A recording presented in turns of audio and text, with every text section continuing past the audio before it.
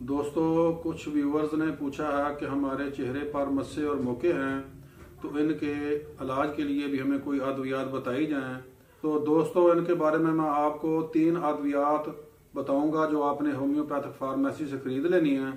इंशाल्लाह 3 से 4 हफ्ते में आपको रिजल्ट मिलना शुरू हो जाएगा। तो दोस्तों, आपने सबसे पहली जो दवाई है वह एनागैलस क्यू, ये आपने मदर टेंचर में खरीदनी है और इसके 10 से 15 कतरे आपने दिन में 3 बार खाना खाने से पहले सुबह दोपहर शाम पीने हैं। तो दूसरी 2 दवाई है वह हाइड्रोकोटाइल क्यू, ये भी दोस्तों आपने मदर टेंचर में लेनी है और खाना खाने के तकरीबन आधा घंटे के बाद ये भी आपने 10 से 15 कतरे 1 घूंट पानी में दिन में 3 बार पीने हैं।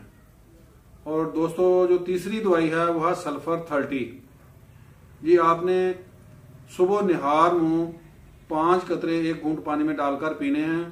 ये दिन में सिर्फ आपने 1 बार पीनी है। दोस्तों, मेरी मजीद मालूमाती वीडियो देखने के लिए मेरे चैनल को सब्सक्राइब कर लें और दोस्तों के साथ शेयर करें। दुआओं की दरख्वास्त। अस्सलाम वालेकुम व रहमतुल्लाहि व बरकातुहू।